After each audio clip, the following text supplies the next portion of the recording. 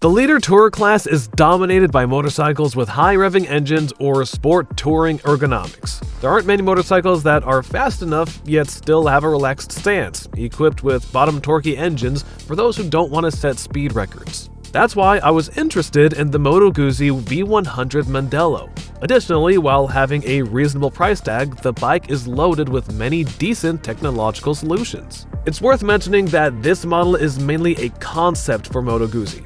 It features their first liquid-cooled engines, the first semi-active suspension, and so on. Yes, they kept their air-cooled motors until recently, regarding their first water-cooled motor. That's what Wikipedia says, and their reviewers say. In truth, Guzzi already had some abandoned tries, so the bike has some weirdness. It feels like an old man who has been building vintage motorcycles for his entire life and got a pack of racing technologies and built a retro motorcycle again. That engine really ties the room together, so let's start there. I didn't see any dyno charts before the reviews, but I knew that it was a square engine. Usually, it hits, and we're going to get some decent torque down there, but the revving up will happen adversely. If you ask for my initial reaction, it was a disappointment. The engine has some decent bottom end performance, but it's still not enough to feel like a power cruise vibe. It just doesn't feel that powerful. Even the throttle response was more sluggish than I expected. At first I thought it was on a rain mode because they have numbers 1 to 3, so it was possible. I changed it to rain without touching the response. Wow, could it be even worse? Alright, I got it, I'm switching back. The Mandello is one of those chilly leader bikes like V-Stroms or NT1100s, although the latter feels more dynamic.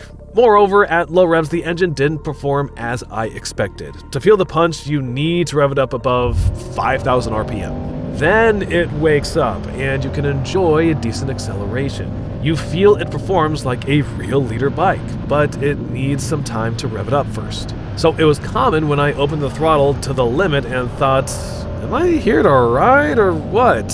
After some time, I just got used to the motor. I disabled the reviewer inside and just enjoyed the bike. The first advantage it has is its smoothness. You don't get tired from a whole day of riding. It shakes a little when idling, but as soon as it starts rolling, I can't say anything bad about the vibrations. Second, the engine is flat.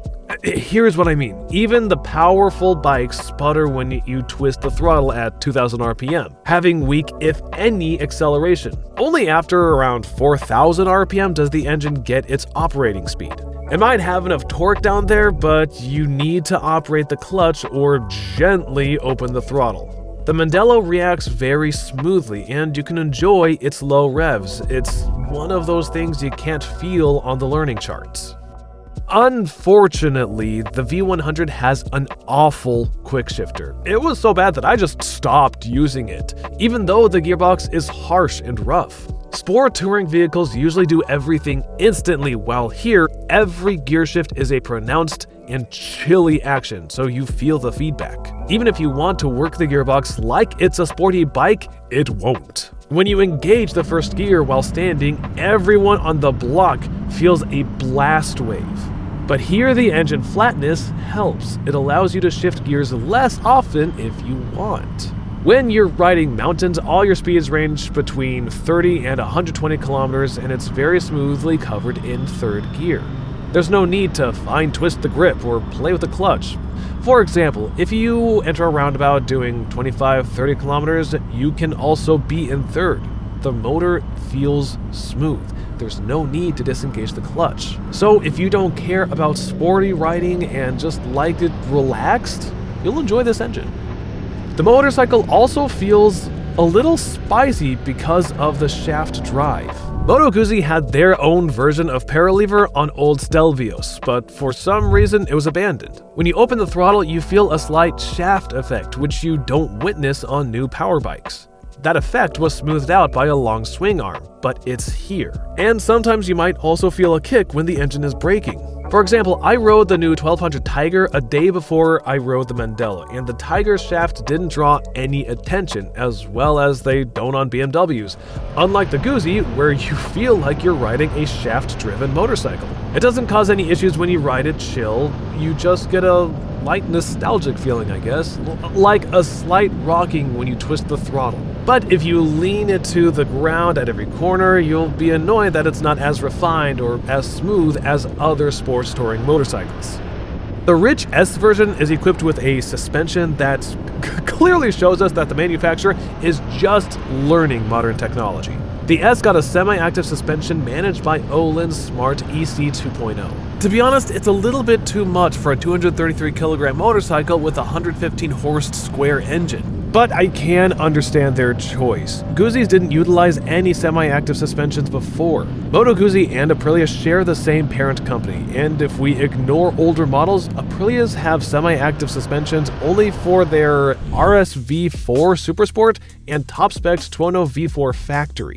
As on all decent supersports, from the Yamaha R1M to the Ducati Panigale V4 SP2, there is the Ohlins Smart EC control system. Correct me in the comments if I'm wrong, but barring hyper-naked and high-end supersports, the only Guzzi's competitor equipped with this system is the Multistrada V4, Pikes Peak, and RS. Also, not a commuter bike having 50% more power, which costs almost double. The Mandello just tries too hard. Of course, it's not exactly the same hardware, but it's still high-end. I think the guys from Guzzi just asked Aprilians, "Hey, what do you have in stock?" "Well, there's the Ohlins Smart lying around. I think it's pretty good." Ohlins Smart is by far the most advanced suspension tuned before ground hook. Multistrada Skyhook, with the exception of a V4 Pikes Peak and an RS, has the opposite behavior when the suspension works on the best comfort for the rider, instead of max grip when the surface is harsh. So you don't feel any bumps like you float on the road. But the flip side is you don't get much feedback. While the ground hook that, as an example, is implemented on all WP electronic suspensions, or the Ohlins Smarts, tries to keep the maximum contact patch between the rubber and the pavement, including bumps and holes. To put it simply, it's like the motorcycle tries to stay glued to the pavement, giving you more feedback. It's like a hard, sporty suspension, but the electronics know when it's okay to smooth it out a little bit to keep the wheels on the ground. The Ohlins describe that the suspension gives you a feeling of constant pressure on the wheel, and it's a pretty accurate reflection of how it feels riding it. It's basically impossible to compare it with Skyhooks because they're just the opposites of each other. Also, the WP suspensions, even the ones used on the Super Adventures or Super Duke GTs, are not as advanced as the Ohlins Smarts. There's a reason why the latter is used on high-end bikes. When I rode a Super Duke GT after a Multistrada V4 Pikes Peak, I remember the WP felt harsh and not refined compared to the perfectly tuned Multistrada. While in real life, the WP is a very good choice that I always praised. But to reduce your expectations, the Guzzis have been riding Vincent suspensions for their entire lives, so they tried to tune this masterpiece as they're used to. Also, a funny thing is they used a knob to adjust preload instead of electronics. And you need a wrench to set the preload at the front. There are two presets and both are controversial. You might think a standard dynamic mode would fit a super sport, especially if you see a short 130mm suspension, but it dives like a submarine as soon as you touch the brake lever. While in the comfort mode, it swings even when riding smooth asphalt. It could be called comfortable only by sailors. This setting is also not suitable for bad roads because the bike is a low ground clearance, so it might bottom touch the bumps. Fortunately, here you can adjust the parameters manually in quite detail. I slowly tweaked and tweaked with a smart look and finally stopped at the hardest position. The only not the hardest setting yet was the fork preload, though I wouldn't say the suspension behaved like a really stiff one. To my taste, that's what a comfort preset should be. If we compare it to a Pikes Peak, the hardest mode on the Moto Guzzi with all parameters set to +5 might be compared to Ducati's mix of medium and comfort modes. I set the hardest setting on the Guzzi and had great comfort on bumpy roads, stripped asphalt, and gravel roads, enjoying my comfort without any jumps and bottom outs. Even then, I didn't wish it would be softer. It might sound like I'm saying the suspension is bad, but I'm not. It performs well, except I would wish its range was a little on the stiffer side, so you could choose different settings according to riding conditions. I achieved almost a perfect balance for me, but I still recommend saving some money and taking the Moto Guzzi with a conventional suspension instead of an electric one. You'll have to use a wrench to tune it anyway. It is not an out-of-the-box solution due to the fact that this is a road bike and the adjustment range is shifted too much to the softer side. All this nonsense of changing modes will never be useful to you. It's not worth the premium price tag. The conventional suspension is also fully adjustable, and you will be able to achieve about the same behavior with it. However, the base version is not Ohlins but Kayaba, and the tubes are even thinner. The base version of the Mandello is decent. At least you get cruise control, and it's possible to get a Quickshifter as an extra. I've ridden the basic version as well. The suspension might have a decent balance of stiffness and comfort, though it should be tuned for a rider and the riding style. Considering the 130mm long suspension will have a narrow operating range, you probably won't change the modes anyway. So it makes no sense to pay the extra for the Ohlins. Also, the Mandello has some colors dedicated only to the base model, whereas others are available only in the S version. If you like that spectacular red, go get it, and you won't regret the package. The brakes as well as the suspension have some decent features. The motorcycle is equipped with a decent 4-piston Brembo's M432 up front and a 2-piston one at the rear. The bike has 320mm discs at the front and 280mm at the back. But to make the deceleration more convenient for the brand's target audience, Moto Guzzi chose simpler pads. As a result, the brakes have a pretty smooth bite, so you won't suddenly lock the wheel. Also worth noting, the sport touring motorcycle usually neglect the rear brake, but here it works like a cruiser. The brakes complement the engine character and stock suspension, but after adjusting the latter. I ended up wanting to change the pads. Fortunately, you have a choice. Also, after setting up the suspension, I finally noticed that the motorcycle has a sensible geometry. It has a pretty short wheelbase and trail, as well as a wide sporty rear tire, etc., On narrow twisties where you can't accelerate much anyways, the bike feels like home, having refined handling, leaning solidly, and turning marvelously on hairpins. But because of having that vintage character, it doesn't always feel like a sports touring. Mandello always balances between sportiness and classics. I can't say I don't like it. Yes, you might lose a couple of seconds, but you enjoy it. A Mandello definitely handles better than scramblers and cruisers or any vintage-style motorcycle in general. The V100 handles as a motorcycle should without any discounts for its looks. By the way, while the sound is a little louder than I'd wish, in the mountains the renaissance from the asphalt is left behind, so you only hear the charismatic roar with the authentic backfires on closing the throttle. I'd say it's like the best sound among the competition.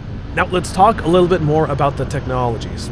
I think it's an overkill for this. For example, the Mandello is prompted as the first motorcycle with active aerodynamics. Deflectors come out after a certain speed threshold or when choosing a mode, and they should somehow increase wind protection, pushing some of the wind to the sides, and it's easier said than done because it feels like they purposefully left a gap between the headlight and the tank and then said, "Hey, look what we're gonna do! For the first time in the world, right in front of your eyes, we're fixing the issues with the aerodynamics, though for your own money." If they had made a 20-liter tank, that would have worked as well. You'll forget about the deflectors after a couple of days, you're not seeing them while riding anyways, and you might notice the wind flow changes only when riding in a meshy gear.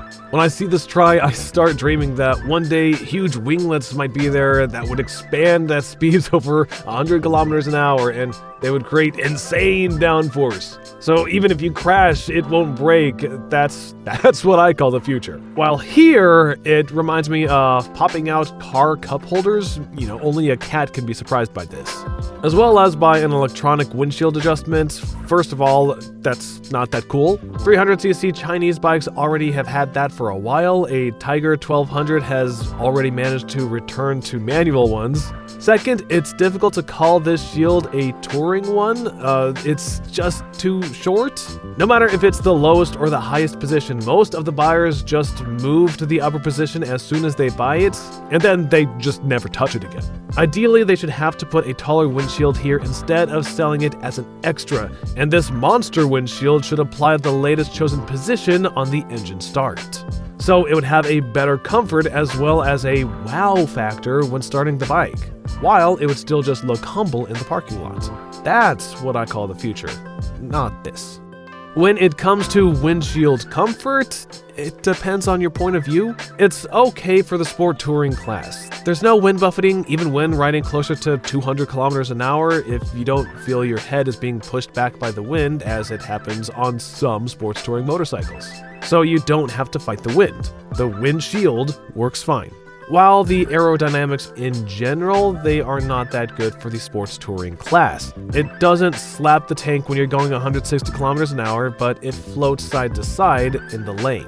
Considering that's without luggage, and the faster you go, the more it floats. So a comfortable cruising speed is around 150 kilometers an hour, although the engine still has a huge potential. There's no desire to ride any faster. By the way, when riding like that, you don't feel any buzz. It's very comfy. On the other hand, a standard windscreen is definitely not about tourism. It doesn't allow you to ride around the city with your visor open, even with goggles. The visor should be closed. And given the low profile of the windshield, your visor will be covered with insects very quickly. The same can be said about all the electronics on the bike. You don't expect to get that much. It even has a radar as an extra, though only for the rear one. For example, it has turn beams that should illuminate the corners depending on the leaning angle of the bike, but the way it works, it makes it pointless. It doesn't make your path visible, rather it slightly illuminates the roadside. This technology is needed to be able to see what is on your way where you're turning to. But here you're still riding in the dark. Also, the headlight itself doesn't match the premium segment. The bike has heated grips, but it's kinda pointless because the wind blows right into your hands and your fingers freeze at the outer sides. It doesn't make sense. Some extra fairings or hand guards are needed here, not that. And the implementation of the heated grips control is also dumb. The grips themselves, they work fine, but the system forgets the heating position as soon as you turn off the ignition, so you have to dive into the menu and look there for the heating option again and again, because there's no dedicated button. And while the bike is a kind of ultra high-tech device, it doesn't come with a power socket. Even in the S version, that doesn't have one either. I know you might buy it as an extra, but the S version costs almost $20,000. I cannot remember any motorcycle of that segment that does not have a socket. Not to mention, usually for this price, you would expect a keyless ignition when you get to the top version. There is a cruise control, but when it's turned on, you're not able to shift with the Quickshifter. It also isn't being turned off when you disengage the clutch. It just increases the revs. The cruise control indicator flashes when it's not active, as it does on Prilius. The bike has a color screen, but a very tiny one, which is hidden between two huge frames and has tiny symbols on it, so it's difficult to see what it's trying to show you. The user interface is also not award-winning stuff. What's the problem with showing both average fuel consumption and range together? There's also a flipped-up gear shift lever instead of a dedicated brake pedal, which feels awkward. I'm also surprised by the fact that while the bike is made to look stylish and they tried to make it elegant with these complex lines, quality finish, and single-sided swing arm, neat tires, intricate saddle stretching, stylish headlights, and the McGregor in the promo, even more, I've been riding different expensive motorcycles for the entire month, and the Mandello one is the only one that I've heard people say how cool it looks. Overall, there are many references to the Moto Guzzi Le Mans from the 70s with the grills, the posture, the seat shape. My favorite feature is the almost horizontal line from the tank and the seats that looks slightly shorter. Especially when there are no cases, it looks simple, but modern bikes just don't have this tank shape, and you immediately notice this feature. But why do they choose the mirrors that look like default BMW ones? The mirrors are the only pieces of a motorcycle that the rider is seeing while driving, and these ones certainly don't look elegant. These are my only complaints about the design though. Talking about its comfort, the seat is a total delight. The basic version has a stuffer seat and the faux leather is not as sophisticated, but it still feels decent within its price segment. It's important to know that the angle of your knees is pretty sharp. Not too sharp, but it's still a common feature in the class, though it's acceptable for touring. But it is the weakest point of motorcycle comfort. Otherwise, the seat is nice, the ergonomics are relaxed, the handlebar is nice and easy to reach. The vibrations are not annoying, as I said. And the suspension is comfortable. Sure, the windshield won't work for everyone, but you can still get an aftermarket one from Guzzi or other brands. So at the end of the day, the knees angles are your main problem. By the way, there is room to move the foot pegs down, it's just that the engineers try to get the best from both worlds and make the Mandello able to lean extremely low, which it doesn't really need to. Fortunately, as I'm recording this review, some foot peg lowering kits are already available. You can move the pegs down by at least 4 centimeters or 1.5 inches and still not lose that neat look of the bike. There is a taller seat available as well. What's difficult to fix with the aftermarket parts though is the tank. They claim its consumption is 4.7 liters for 100 kilometers. When I rode the bike, it showed me 5.5. I should also mention that I got the bike with brand new tires, so at least on the first day I was very gentle with it. In fact, the range is about 300 kilometers, which is a mediocre sped for even a sports touring class. But these are my only complaints. If you put some extras on the bike, you'll get a decent tourer. Even the stock seat is pretty low, while there is an even lower one available as an extra. The bike weighs as they usually do in this class, and it has a seat that's not too wide, so even short-legged riders will appreciate it.